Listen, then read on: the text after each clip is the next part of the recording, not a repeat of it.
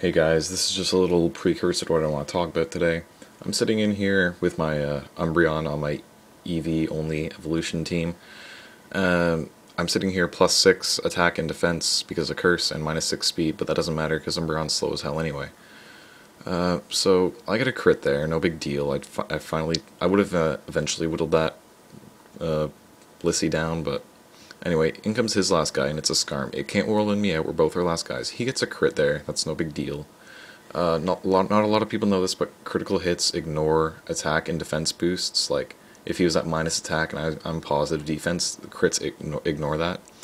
So, here's a normal Brave Bird that did 22 points of damage exactly. So, I kept that in my brain as I moonlight up for my last time, or second last time. I had one more after this. He's at half health. I know he's going to eventually want to roost at some point, so I'm just going to keep hitting with return until the dogs come home. I don't know. He Brave Birds me again, so he gets another crit. So that's 2 out of 3, and crits are like a 75. I don't. They're like 7.5% or something. So he gets 2 out of 3. That's no big deal. Like, it's not gonna affect me in the long run at all. He roosts up, which is it's not a big deal at all. Like, I'm eventually gonna be able to return him down all the way. So that's what I'm just gonna keep doing. That's all I really can do. Like, I'm not gonna hit him with pursuit if he's the last guy. He Brave Birds again, and he gets another crit. So that's 3 out of 4.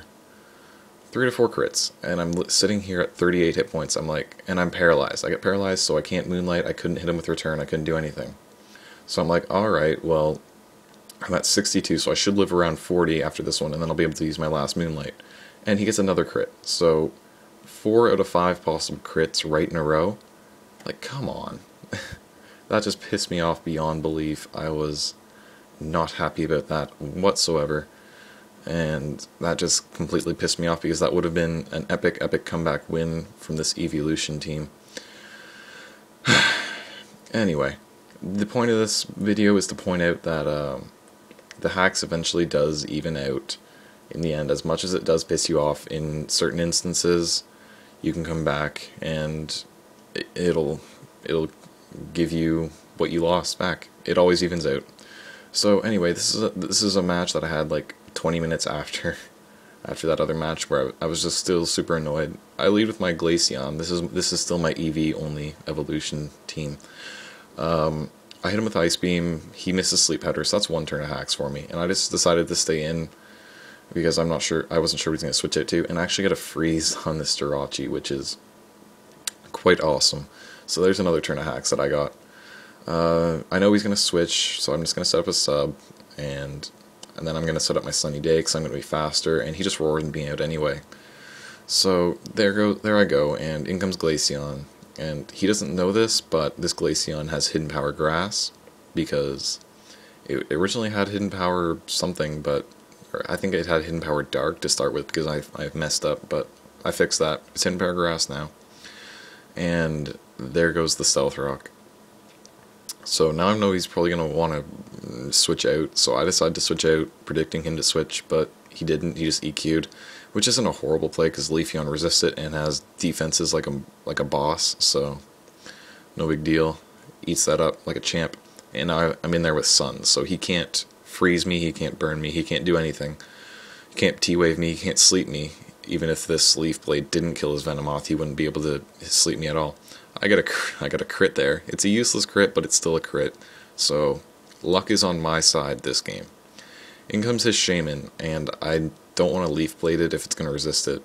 So I just decided to go to Flareon pretty much as fodder, and I don't know, because Flareon can't really do anything. It's pretty much made for coming in and Sunny Daying, and that's it. Which isn't the best idea. I guess it does have an attack, but I've only gotten to use it once or twice.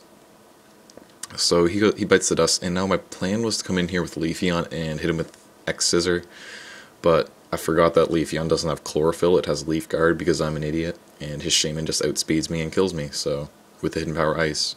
So that was dumb, but whatever, it's still not a big deal. In comes Glaceon, I'm going to hit him with an Ice attack, no matter what he wants to do.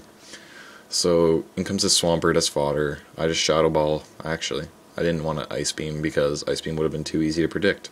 So there goes the Shadow Ball. And my Sunlight finally fades, so the entire basis of this team was around Chlorophyll on Leafeon, but that's only its Dream World ability, and I'm just dumb. So I go into Umbreon because Stone Edge is lol, and I make another dumbass play here. My plan is to just Moonlight all day until he runs out of Stone Edge, but then I remembered it's Sand and not normal or Sun, and Moonlight doesn't recover well in Sand, so that was dumb. And he's just gonna Stone Edge me and KO me, but almost. I survive, hit him with Return, which isn't gonna do anything. At this point, I know he's choiced into Stone Edge, otherwise he wouldn't keep going for it, risking miss when I have like 40 hit points. So he just Stone Edges again. He misses again. That's it's hacks, but I don't even need it. Like, I'd rather this Umbreon just die because there's nothing it can do if it comes back in. He hits me with the Stone Edge again. No big deal, I'm dead, finally. I'm figuring he's Scarfed, but Jolteon's going to be faster regardless.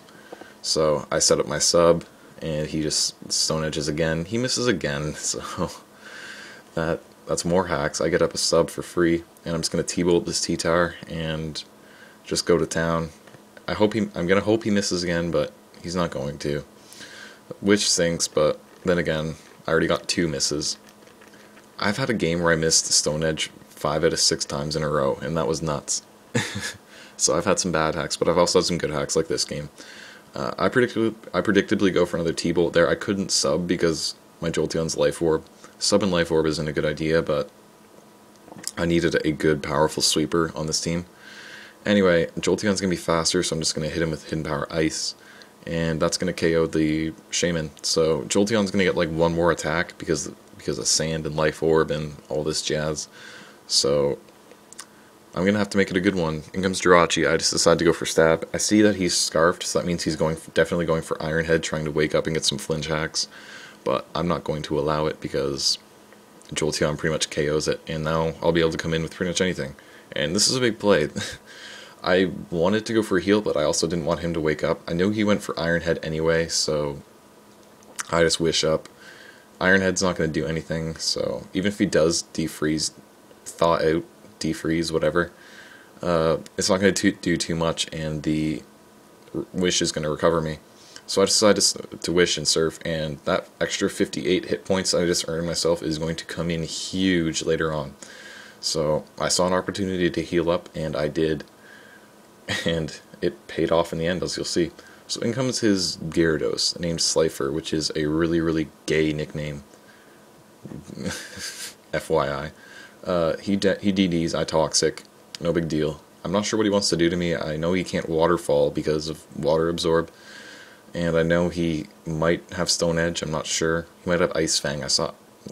I'm just afraid of Ice Fang from now on. Anyway, Toxic hurts it. Sandstorm hurts it. He taunts me, but I predicted that and just went for a Surf real quick. Because honestly, this Vaporeon is going to have to Toxic stall a lot of things at this point because I don't have a ton of guys left. So after all this Sand and Lefties and Toxic, I'm pretty sure he's going to attack me with something. I forget what though. And he bounces. And that is awesome because that gives me all the time in the world to do whatever I want. I have a free turn. I could do anything.